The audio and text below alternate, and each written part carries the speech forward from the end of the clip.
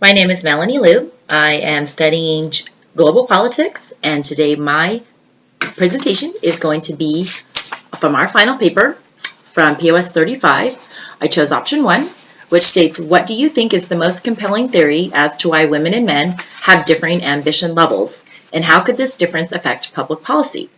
What are some solutions to this issue?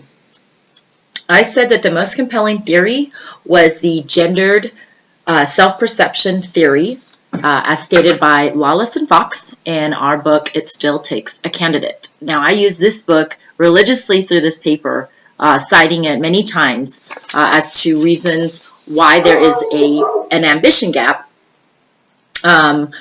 between men and women in running for public office. Now, women lack confidence. That is the overwhelming reason why women don't run, is because they lack confidence. And where does this come from? It comes from perceptions of women in our culture and of ourselves as well. We will downplay our abilities, our intelligence, in a way that men never do. They don't recognize inferiority the way we women do in ourselves.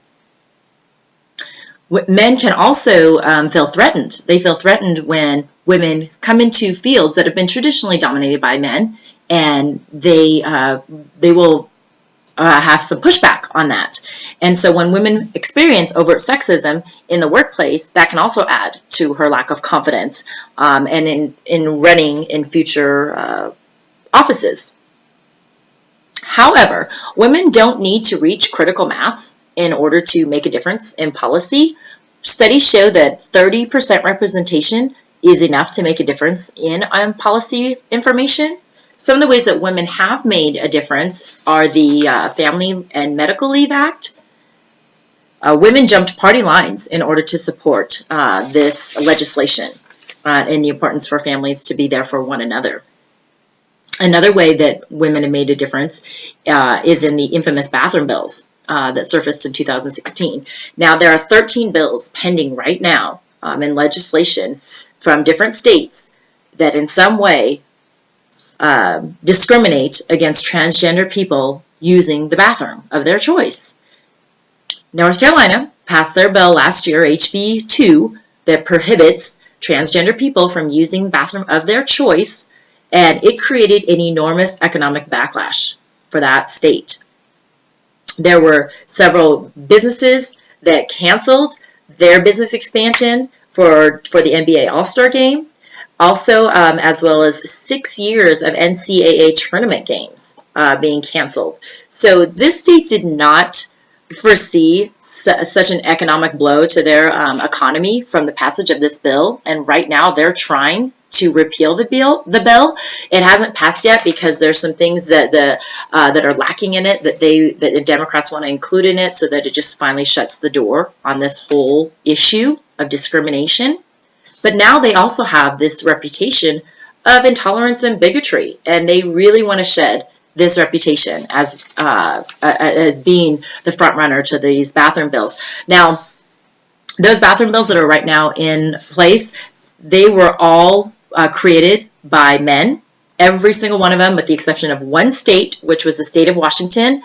There was a woman who co-sponsored the bill, but she was with about 13 other Republican men. But all the bills right now that are impending, these were all created by men that want to bring to light this discrimination against transgender people.